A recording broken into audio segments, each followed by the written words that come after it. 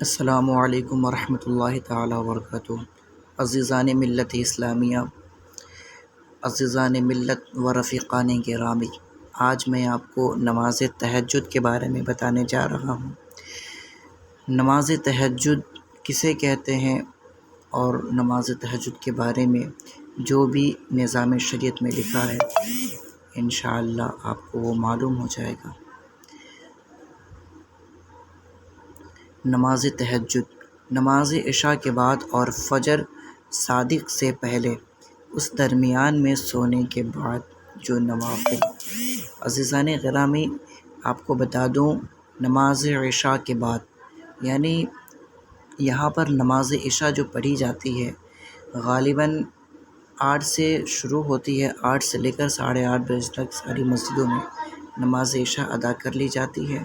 اس کے بعد سے فجر صادق بولتے ہیں جیسے سحری کا وقت تک، آسانی سے آپ سمجھیں تو سحری کا وقت جب ختم ہوتا ہے تو سمجھ لیں عشاء کا بھی وقت ختم ہو گیا اور نماز تہجد کا بھی وقت ختم ہو گیا۔ اب سحری کا وقت جب ختم ہو جاتا ہے تب فجر کا وقت شروع ہوتا ہے، تو پھر فجر صادق سے پہلے اس درمیان میں سونے کے بعد، یعنی آپ سونا چونکہ شرط ہے نماز تہجد کے لیے، لیکن کہ اس وقت شرط پر عمل کیا جائے گا جب انسان کے پاس نماز عشاء کے بعد کوئی کام نہ ہو۔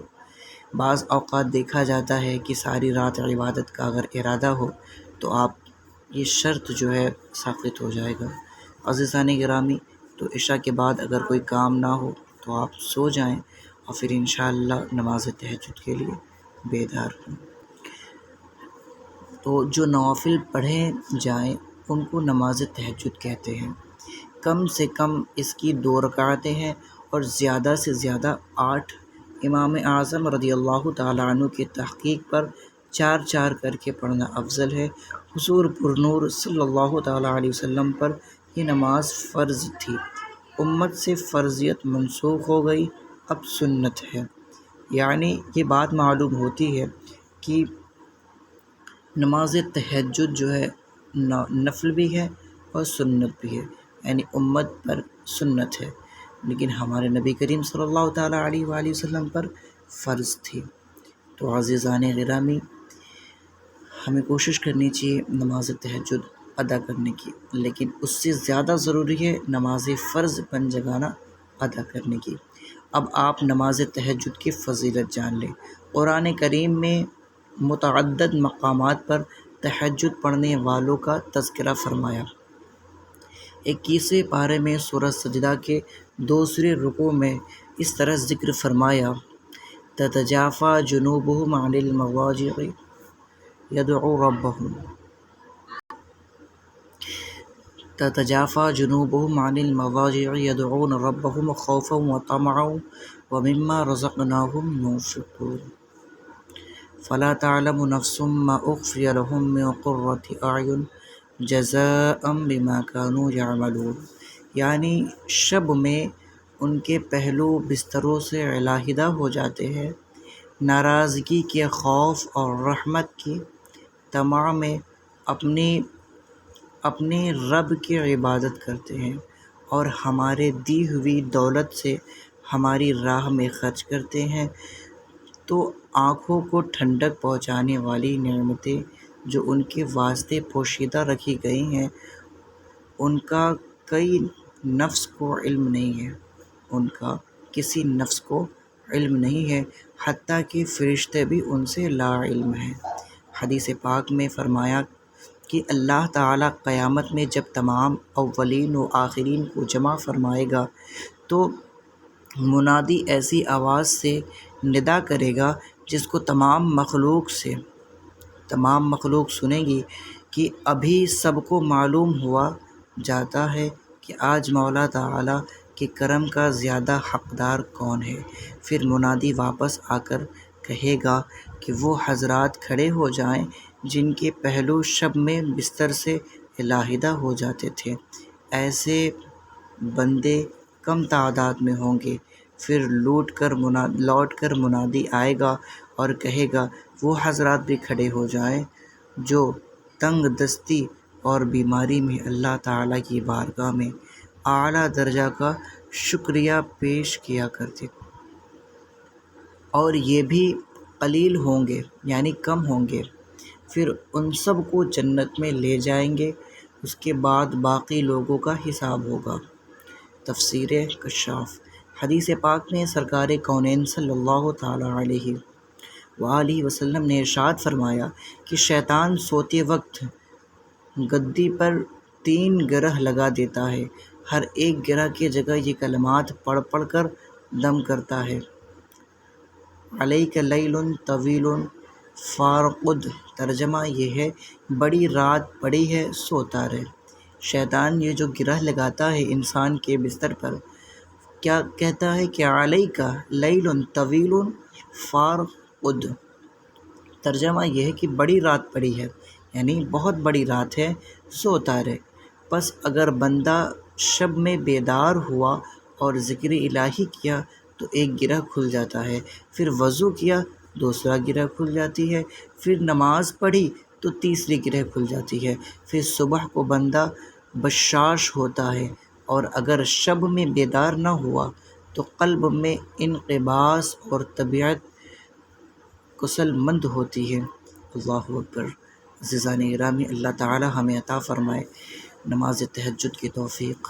پھر سرداران دین صلی اللہ تعالیٰ علیہ وسلم نے فرمایا: اے ابو ہریرہ، تم چاہتے ہو کہ حالت حیات میں دمامت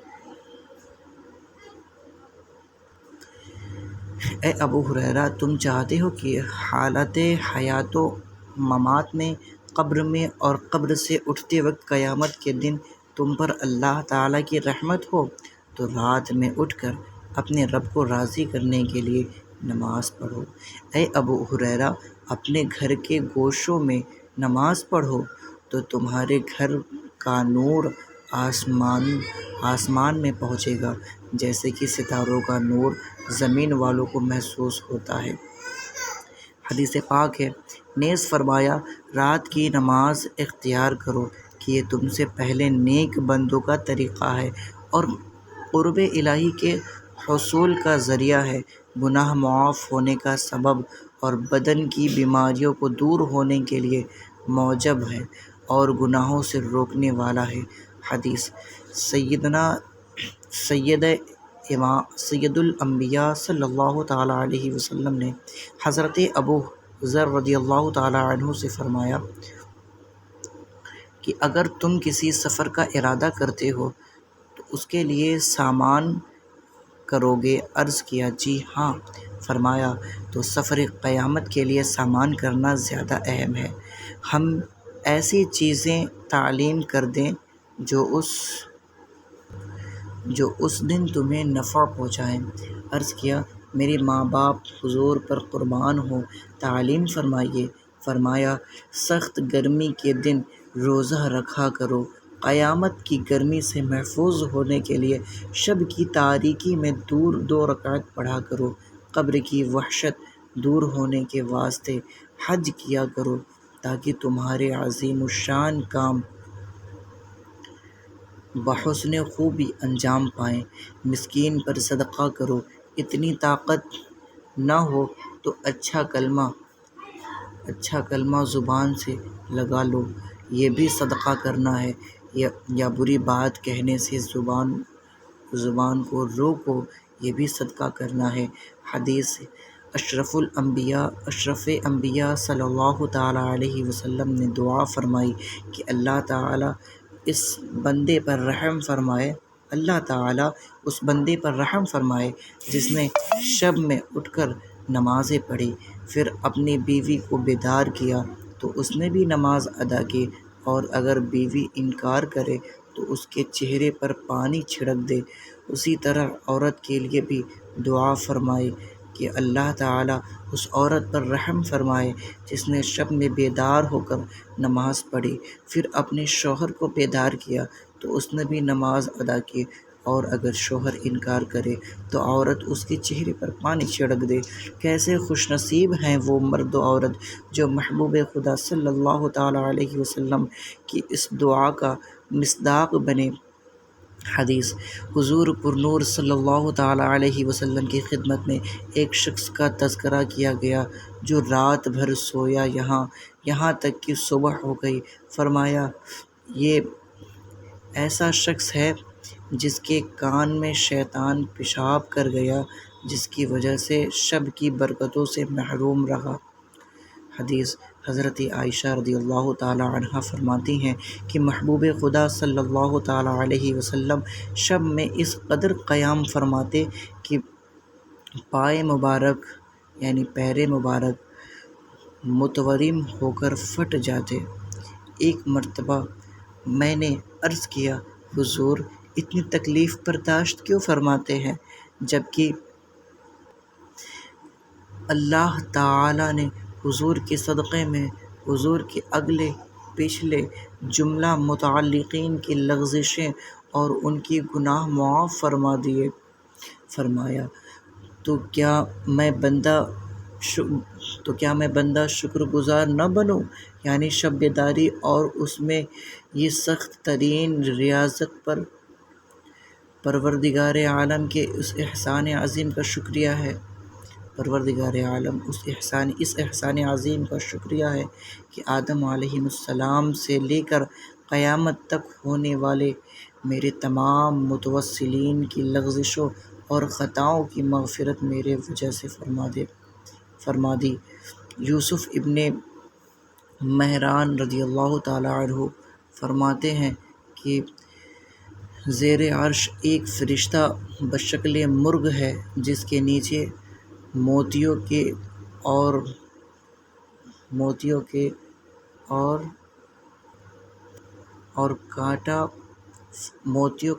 کانٹا سبز زمرد کا۔ جب رات کا پہلا تہائی حصہ گزر جاتا ہے تو اپنے بازو پھڑا کر بولتا اور کہتا ہے، چاہیے کہ قیام کرنے والے قائم ہو جائیں، اور جب نصف رات گزر جاتی ہے تو پہلے کی طرح بازو پھڑا کر کہتا ہے، تہجد پڑھنے والے اٹھ بیٹھیں، اور جب دو تہائی رات گزر جاتی ہے تو پھر بازو پھڑا کر کہتا ہے کہ چاہیے کہ نماز پڑھنے والے اٹھ جائیں، اور جب فجر طلوع ہوتی ہے تو بازو پھڑا کر کہتا ہے، غفلت والے اپنے گناہوں کے ساتھ اٹھ بیٹھیں۔ احیاء العلوم۔ اور اگر فجر سے بیشتر اٹھ کر معبود حقیقی کی جانب میں سر بسجود ہو جائے اور استغفار کرتے تو وہ اپنی رحمت سے مغفرت فرما دیتا، گناہ باقی نہ رہتے۔ امام اعظم ابو حنیفہ رضی اللہ تعالیٰ عنہ نصف شب بیدار رہتے۔ ایک مرتبہ کچھ لوگوں کے پاس سے آپ کا گزر ہوا تو انہوں نے آپ کو دیکھ کر کہا کہ یہ تمام شب بیدار رہتے ہیں۔ آپ نے دل میں کہا کہ شرم کی بات ہے کہ لوگ میرے متعلق ایسی چیز بیان کریں جو میں نہیں کرتا۔ اس کے بعد تمام شب میں بیدار رہنا شروع کر دیا اور 45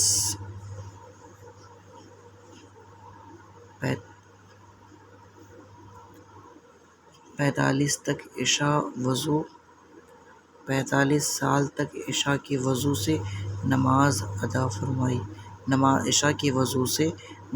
فجر ادا فرمائی۔ مثنوی شریف۔ چشمہائے عاشقاں را خوب نیست، یک زماں چشمہائے آب نیست۔ خواب را با دید عاشق چه کار، چشم او چون شمع باید اشک بار۔ مسلم خواتین غور فرمائیں، خواجہ حسن صالح رحمۃ اللہ تعالیٰ علیہ کے پاس ایک کنیز تھی جس کو فروخت فرما دیا۔ جب وہ خریدنے والے کے یہاں پہنچی تو رات آدھی گزرنے پر اٹھ بیٹھی اور بآواز بلند کہنے لگی کہ اے گھر والو، نماز نماز! انہوں نے متعجب ہو کر دریافت کیا کہ کیا صبح ہو گئی؟ ان کنیز نے فرمایا، آپ لوگ فرض نماز کے سوا اور نماز نہیں پڑھتے؟ انہوں نے کہا، نہیں۔ کنیز صبح کو حسن صالح کی خدمت میں حاضر ہوئی اور عرض کیا، آپ نے ایسے لوگوں کے یہاں مجھے فروخت فرما دیا جو نماز تہجد نہیں پڑھتے، مجھے واپس فرما لے۔ چنانچہ خواجہ نے واپس فرما لیا۔ عبداللہ حسن علیہ الرحمہ فرماتے ہیں، میرے پاس ایک کنیز تھی، میں نے آدھی رات گزرنے پر دیکھا سجدے میں پڑی، کہہ رہی ہے، الہی میرے ساتھ جو تجھ کو محبت ہے اس کے وسیلے سے میری مغفرت فرما دے۔ میں نے کہا کہ یوں نہ کہو بلکہ یوں کہو کہ مجھ کو جو تیرے ساتھ محبت ہے الہی اس کی وسیلے سے میری مغفرت فرما دے، اس لیے کہ ہو سکتا ہے کہ وہ تم سے محبت نہ فرماتا ہو۔ کنیز نے کہا کہ خاموش رہو، اس کو میرے ساتھ محبت ہے، جبھی تو مجھ کو دارالشرک سے نکال کر دارالاسلام میں پہنچایا۔ وہ مجھ سے یقیناً محبت فرماتا ہے، جبھی تو مجھ کو بیدار کر کے اپنی جناب میں سجدے کرنے کی توفیق عطا فرمائی اور آپ کو بستر پر سوتا رکھا۔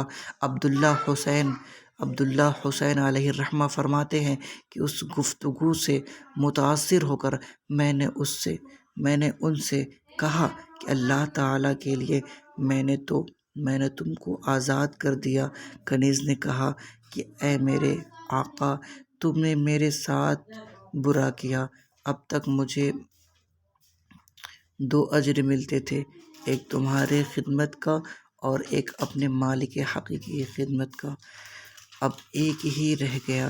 یہ کہہ کر اس کنیز نے ایک چیخ مار کر کہا کہ یہ تو میرے مجازی مالک کی جانب سے آزادی ہے، تو حقیقی مالک کی جانب سے آزادی کیسی ہوگی؟ پھر زمین پر گرے اور جاں بحق ہو گئی۔ بشارت عظیم یہ کہ تہجد پڑھنے والے بلا حساب جنت میں جائیں گے۔ اللہ تعالی تہجد کی توفیق ہم سب کو عطا فرمائے۔ دولت تہجد پانے کی شرائط۔ شب میں بیدار ہو کر عبادت میں مشغول ہونا بہت دشوار ہے، مگر جو لوگ مندرجہ ذیل شرائط کے پابند ہوتے ہیں ان کو ہر شب یہ دولت حاصل ہوتی ہے۔ اس کے حصول کے واسطے 4 شرطیں ظاہر ہیں اور 4 باطنی، 4 ظاہری ہیں، 4 باطنی۔ ظاہری یہ ہے کہ کم کھانا، زیادہ کھانے سے پانی زیادہ پیا جائے گا جس سے نیند غالب ہوگی اور شب میں اٹھنا گرا ہوگا۔ دن میں اس قدر شاق کام نہ کرے جس سے اعضاء میں ماندگی اور اعصاب میں کمزوری پیدا ہو جائے، اس لیے کہ اس سے بھی نیند کا غلبہ ہوتا ہے۔ دن میں قیلولہ ترک نہ کرے کہ قیام شب میں مدد پہنچانے کے واسطے مسنون ہے۔ تمام شرطوں سے اہم شرط یہ ہے کہ گناہوں کا ارتکاب نہ کرے کہ اس سے قلب میں کسادہ پیدا ہوتی ہے۔ ارتکاب کا معنی ہوتا ہے کوشش کرنا، شروع کرنا، گناہ کا شروع کرنا یا کوشش کرنا۔